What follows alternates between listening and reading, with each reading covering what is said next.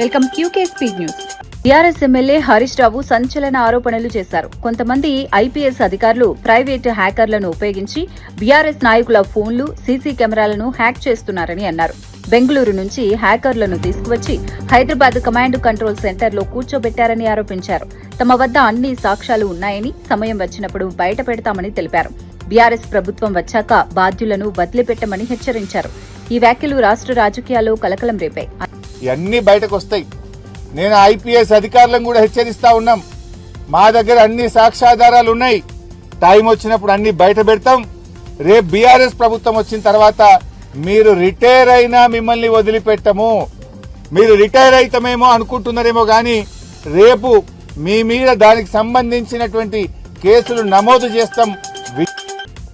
Telangana PCC అధ్యక్షుడు మహేష్ కుమార్ గౌడ్ బీజేపీపై తీవ్ర ఆరోపణలు చేశారు. ఓట్లను అక్రమంగా తొలగించే ప్రయత్నాలు జరుగుతున్నాయని అన్నారు. గాంధీ భవన్లో జరిగిన కీలక సమావేశంలో డీసీసీ అధ్యక్షులు, నియోజకవర్గ సమన్వయకర్తలు పాల్గొన్నారు. ఏఐసీసీ ఇన్ఛార్జ్ మీనాక్షి నటరాజన్ కూడా హాజరయ్యారు. తెలంగాణలో సంక్షేమ, అభివృద్ది పథకాలు బలంగా అమలు చేస్తున్నామని తెలిపారు. గ్రామ స్థాయి నుంచి రాష్ట్ర స్థాయి వరకు కొత్త కమిటీలను ఏర్పాటు చేస్తామని ప్రకటించారు.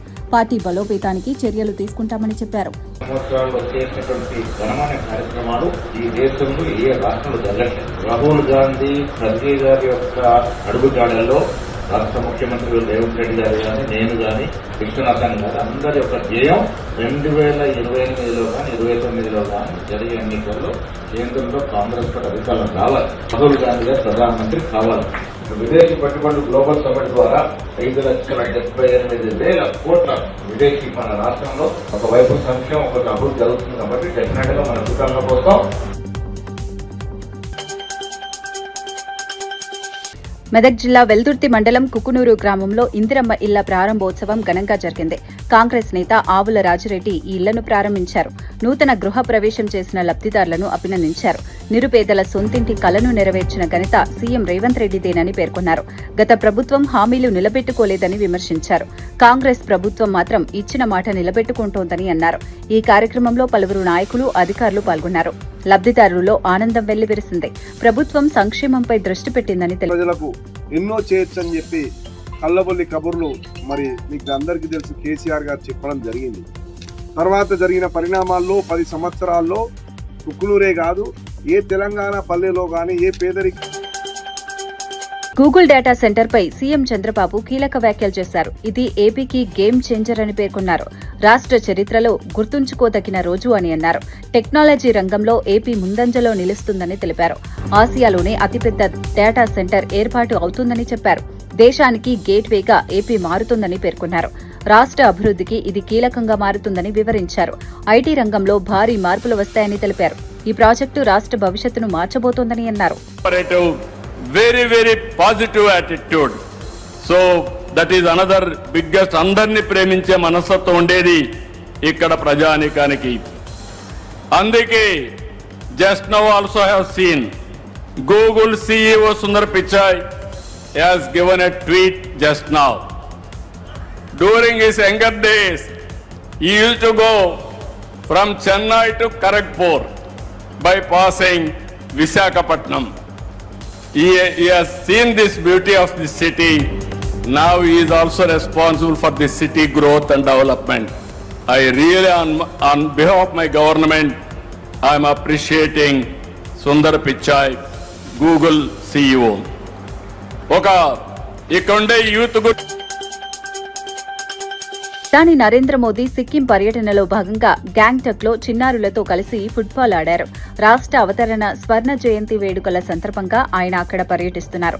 చిన్నారులతో సరదాగా గడిపిన ఈ దృశ్యాలు సోషల్ మీడియాలో వైరల్ అవుతున్నాయి. ప్రధాని సాధారణంగా ప్రజలతో మమేకమవుతారనే అభిప్రాయాలు వ్యక్తమవుతున్నాయి.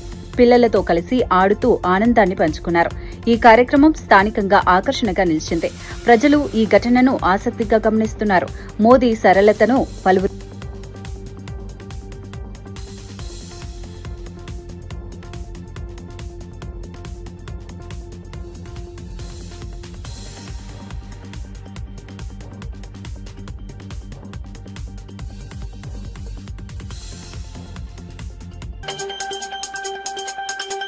విశాఖపట్నంలో గూగుల్ ఏఐ డేటా సెంటర్ నిర్మాణానికి సీఎం చంద్రబాబు, కేంద్ర మంత్రి అశ్విని వైష్ణవ్ భూమి పూజ చేశారు. ఈ కార్యక్రమంలో మంత్రి నారా లోకేష్ కీలక వ్యాఖ్యలు చేశారు.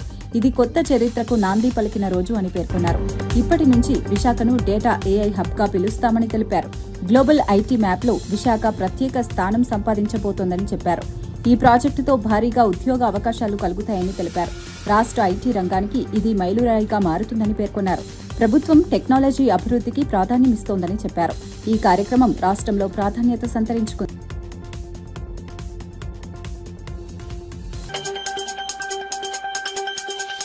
ప్రపంచ చమురు సరఫరాకు కీలక హార్ముజ్ జలసంధిలో ఉద్రిక్తతలు పెరుగుతున్నాయి. ఇరాన్ ఈ జలమార్గంపై తన ఆధిపత్యాన్ని ప్రదర్శిస్తూ అమెరికాకు సవాల్ విసిరింది. ఒమన్ తీర ప్రాంతం వద్ద నౌకలు భారీగా నిలిచిపోయాయి. ఈ పరిస్థితి ప్రపంచ చమురు రవాణాపై ప్రభావం చూపే అవకాశం ఉంది. అంతర్జాతీయ మార్కెట్లలో ఆందోళన నెలకొంది. ఉద్రిక్తతలు మరింత పెరిగితే చమురు ధరలు పెరిగే అవకాశం ఉందని నిపుణులు భావిస్తున్నారు. ప్రపంచ దేశాలు ఈ పరిణామాలను గమనిస్తున్నాయి. భద్రతా పరిస్థితులపై ఆందోళన వ్యక్తమవుతోంది. ఈ అంశం అంతర్జాతీయంగా ప్రాధాన్యత సంతరించుకుంది. పరిస్థితి ఎలా మారుతుందో చూడాల్సి ఉంది.